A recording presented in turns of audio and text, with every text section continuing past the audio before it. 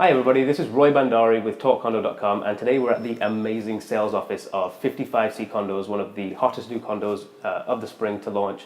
And I'm joined today by Gary Switzer, the CEO of Mod Developments, and Narez, the president of Mod Developments. So thank you very much for your time. We always appreciate being able to sit down with you guys and chat about these new condominium developments. Thank you, Roy. So we've got a lot to cover. We want to start by talking about Mod Developments. In today's condo environment with the pre-construction, one of the first questions we get asked by any investor, any buyer, is who is the builder? More so now than ever before with what's going on out there. So Mod Developments have such a unique story. So I'd love you guys to talk to us about Mod Developments and what makes Mod Developments different from everybody else. Okay, well listen, I can start off. We founded Mod Developments about 10 years ago. Mm-hmm. I had, previous to that, I had been running the high-rise division of another builder right now for 21 years. So I learned my experience in the field there. Prior to that, I'm an architect by training. I had worked in the planning department in the mid-80s. And I think what I tried to do when the idea of starting this company was to try to do something differently, but with a real focus on design, mm-hmm. but also a focus on customer service and not treating purchasers lightly, but delivering what we promised. And it was always very important to us that what we would say, what the building is going to look like, what the suites are going to look like, is exactly what we deliver. Excellent. And I think you look at the condominiums that you've already delivered. We talk about 5 St. Joseph and Massey. Waterworks is under construction, and there's always been an element of, like, they're not the simplest towers to work with because you've always got the heritage component. Is that a theme that you guys focused on, or is it just happened to land like that? You know, it just happened to be that way. You look at 5 St. Joseph, there was a significant heritage restoration and facade retention that occurred there. At that time, one of the largest projects in North America in mm-hmm. terms of heritage facade retention. But that was part of the uniqueness and appeal of the site. But then, as you can see, it's obviously a high-density site that we were very proud of the tower itself as well. You then look at Massey, again, with Gary's strong vision and perseverance. We looked at the site and thought to ourselves, how can we unlock the value here? Yes, there's a large heritage component, but there was also, again, design excellence within the tower. For sure. And then, as you mentioned, our third project in line, with a heritage component was Waterworks, and again, very significant heritage component. But again, it's one element of what we do. We really like to design our buildings from the outside in, and the outside in and the inside out. So livability is a very big factor, and not only from the suite that you enjoy as a purchaser, a resident, or a renter, but the amenities and the surrounding area that come with it. And we strongly believe that buildings need to stand the test of time, and so we do pick sites that might have a little bit of difficulty, but the location is critical. And if there are elements such as heritage and so forth, we make sure that we tackle them in the best way possible to make sure that we keep designing buildings in the city that are memorable.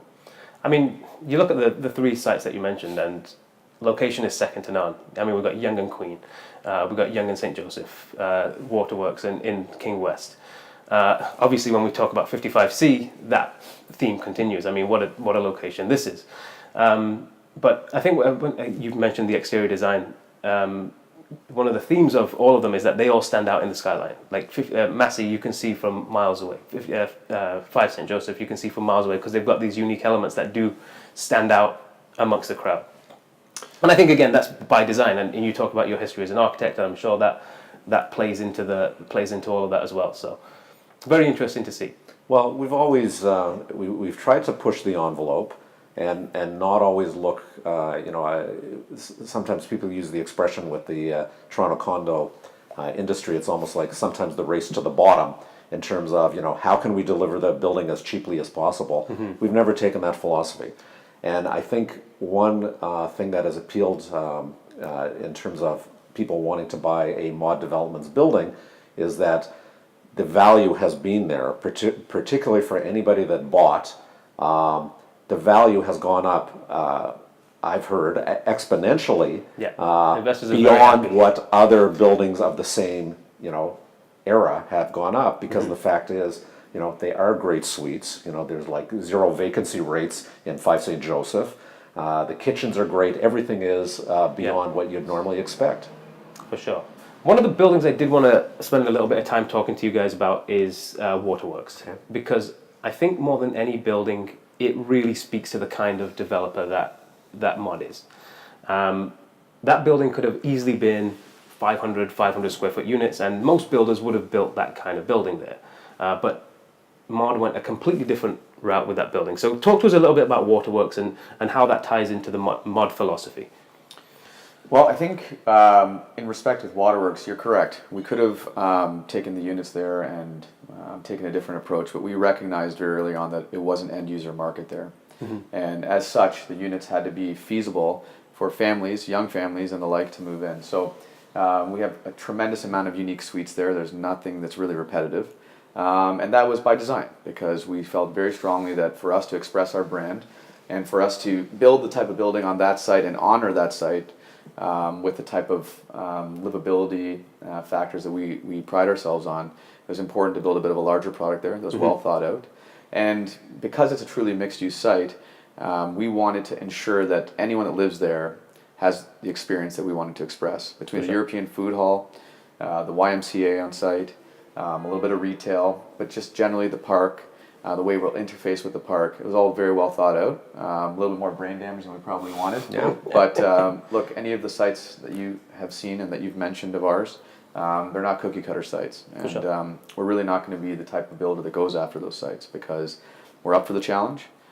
Because we know at the end of the day, we deliver something that is truly reflective of the philosophy that we carry through our business, which is design excellence and designing from the outside in and the inside out. Perfect. And again, ultimately it comes down for the investor. They know they're getting a quality product that is going to be rented out and it's going to trade at rates above the neighboring areas, because of all these things. I mean, the proof's in the pudding. For sure. Gary touched on it anecdotally, but I spend time scrubbing through the data quite a bit, and the facts are there. If you look at 5 St. Joseph, you look at Massey, not only have we had, in terms of our peer group that may have released suites at the same time, we've not only achieved higher per square foot pricing, even in the resale market, but also higher rents. And there's a reason for that. I think people are willing to pay for a space that is truly inspirational, functional, and they respect the value proposition that's been brought forward. Excellent. And Waterworks, we were also, we've had great partners throughout our various projects. On Waterworks, we had Woodcliff Landmark Properties, which is known for heritage. This is first residential building that they partnered on. They shared a similar philosophy in terms of attention to the purchaser. I mean, I think we have 55 different model types out of Our 200. Like every, as Nerez was saying, every suite is different, and we agonized like versions after versions of these suites to make them absolutely perfect, even to the point of, we should extend the balconies even further on when they're a terrace to give an extra 2 feet to the terrace. This sort of thing, which, I know that a lot of my competitors don't do things like that because they'll just look, well, can I sell it for this and I'll sell it for that. We do look at it in terms of a very long-term vision, in terms of these buildings, which are landmark buildings, are our calling card for the next project we do. So when we looked at 55 Charles, which is one of the first buildings we're doing with no heritage component to it, which is kind of nice and refreshing in a way. We also went to, okay, who's the best architect for doing this? Who's the best interior designer doing this? So we went to Peter Clues, who had done a number of projects for me in the past, like 18 Yorkville and X on Jarvis Street. I think he does some of the best towers in the city, and he came up with a very innovative, sculpted tower that results in absolutely amazing suites. For sure. So it's interesting how these discussions evolve, because as Nerez is saying, it's outside in and inside out. We want the suites to be absolutely perfect, and we want the towers and how it meets the street. How does the front door look? Yeah. What's the landscaping like? These are all the things that we zero in on. Excellent. I do want to switch gears and talk now about 55C. I would say, without knowing anything about the project, I think the thing that got a lot of our investors and a lot of the broker community very excited is the location. Talk to us a little bit about the location and what drew you to the location, and then we'll talk about what makes this location amazing. So, Sure. Well, you can see from our past projects that we're big believers in transportation nodes. yeah, We think that for the investor, end user, resident, you have to have ease of access to get to work, Yeah. to get home. But when you get home, you want to also have an environment where you can really enjoy where you live. And that means ease of access and amenities that go beyond the walls of your suite. So starting with the building, I think we've always prided ourselves on having excellent amenities, but at 55 Charles, I think we've gone a cut above. Not only are we going to have great indoor-outdoor space, but I think the rooftop lounge that we're going to be creating will be truly exceptional.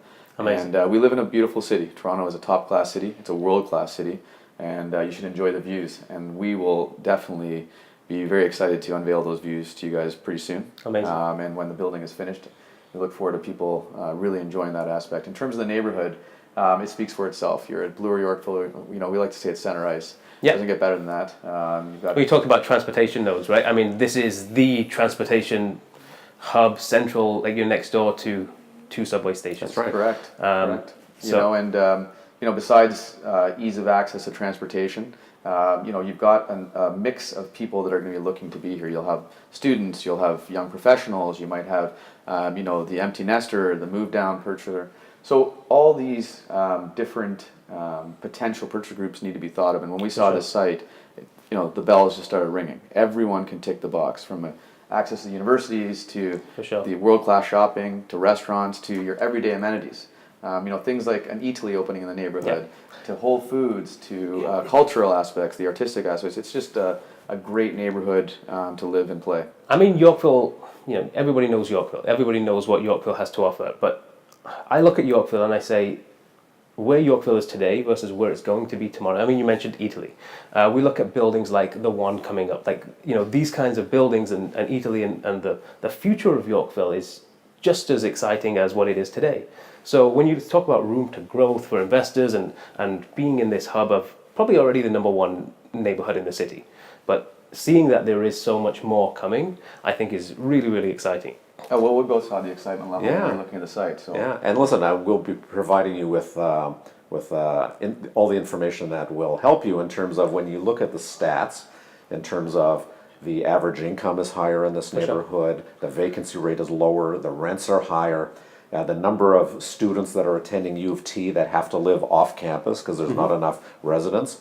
All these numbers go together. But I think also underlying all that is, listen, I've lived in Toronto all my life, and Charles Street has always been a beautiful street.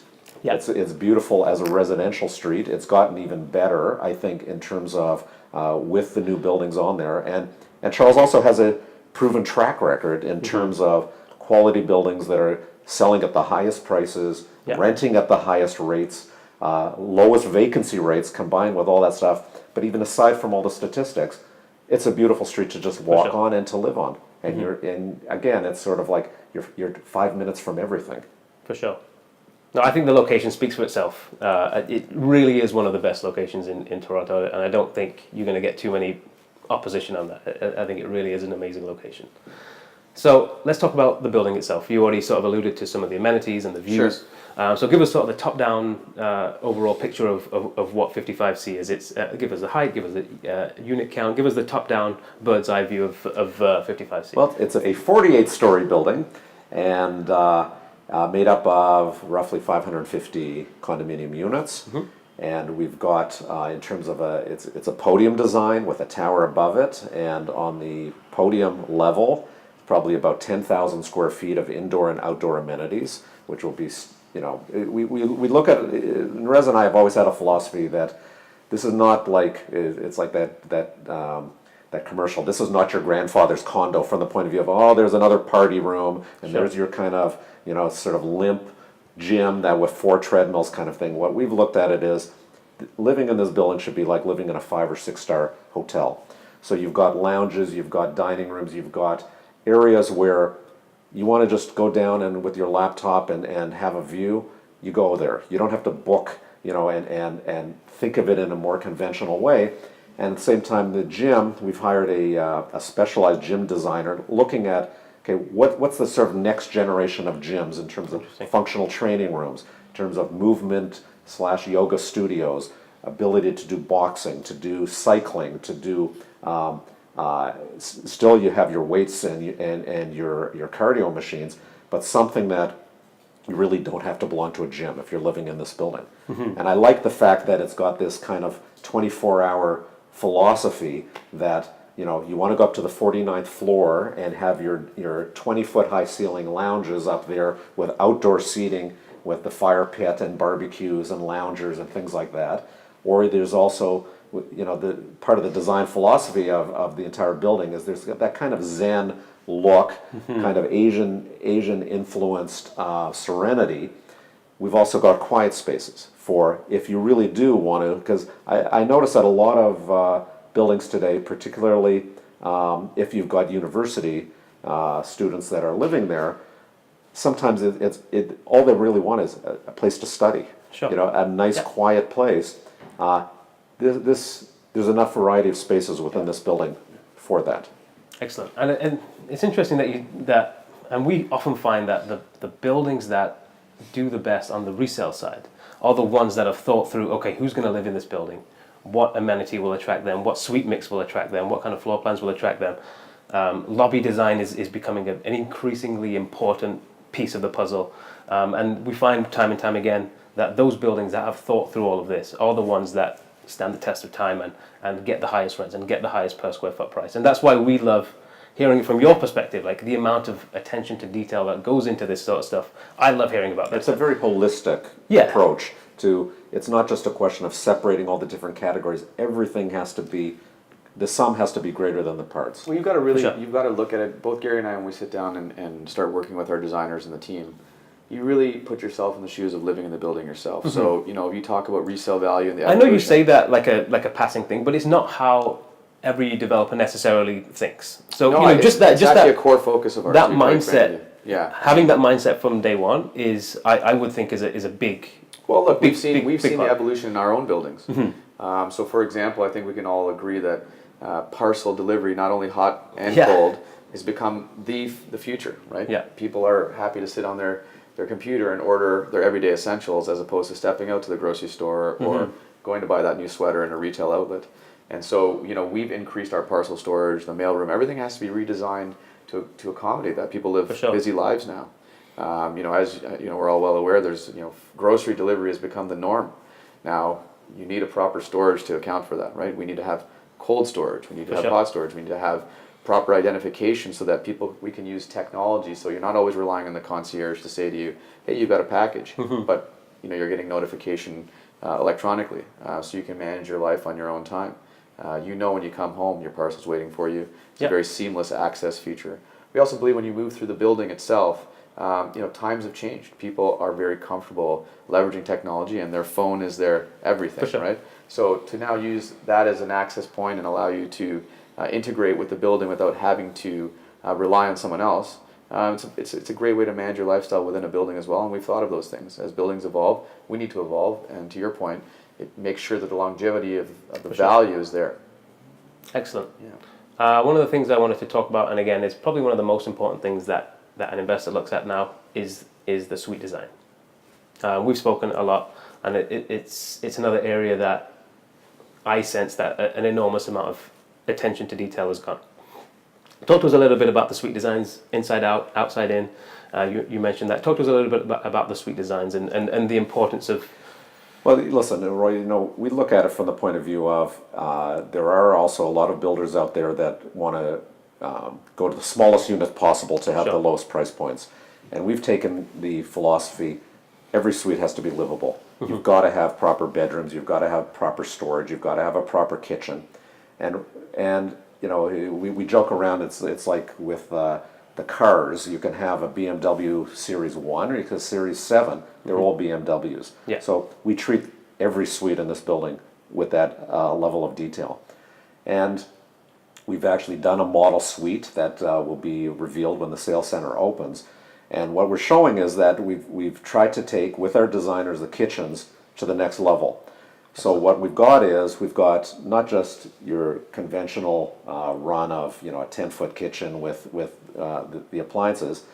We've done it with a built-in breakfast area, with Very nice. shelving, with storage, that comes with the suite. The table comes with the suite. It's almost like all you need is bring your bed and you're ready to move in, with this whole approach to detail and millwork that you walk in and you just think, this suite is absolutely amazing. And we've often found that if the suite is well designed, it could be a 500 square foot one bedroom. Somebody walks in, they think, my God, I feel like this is 650 square feet. For sure. And I've had that literal reaction from people where they can't believe when I say this is how many square feet, because there's no wasted space. There's Right. no endless corridors or anything like this. People are getting true value for what's in the suite. Excellent.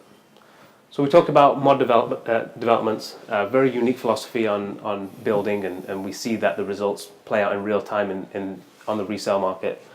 We talked about the location. Again, I don't think anybody could argue that this is one of the best locations in the city.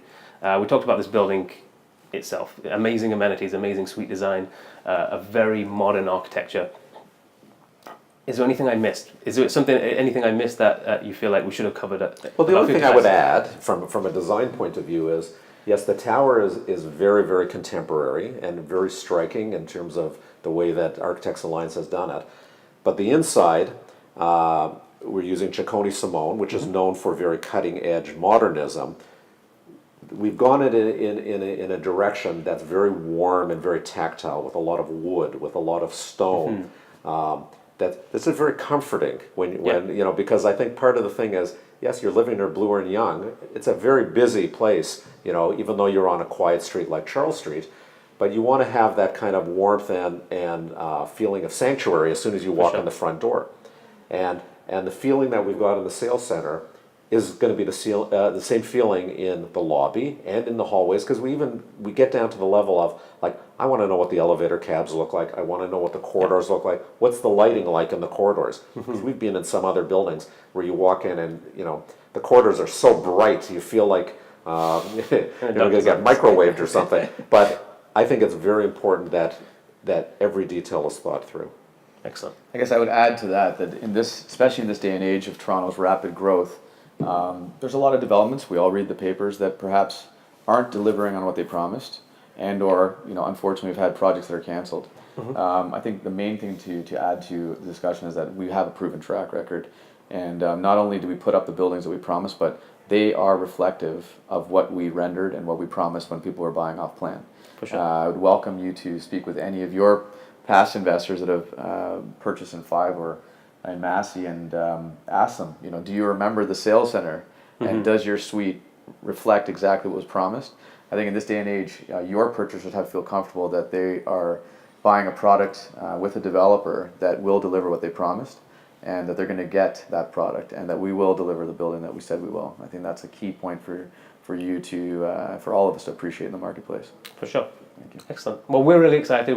I know our investors are excited about this kind of project. If our investors are interested in buying a unit at 55C, what do they got to do? Well, look, right now you obviously have Platinum Access. We're very happy to be working with you again. We look forward to you bringing your investors in, and because of your top performance and your partner's top performance, you'll have the first access, meaning first opening day pricing. Excellent. The ability to spend some time with your purchasers and analyzing the marketing collateral and the suite designs and all the rest of it. We're lucky to be working once again with Market Vision. Their team is second to no one. They'll walk you through what we believe is a truly great living experience. And when your investors are ready to go, and we're ready to go, hopefully a little bit later this month, come in for the process. Come see the sales center. For sure. You've got access, so make use of it.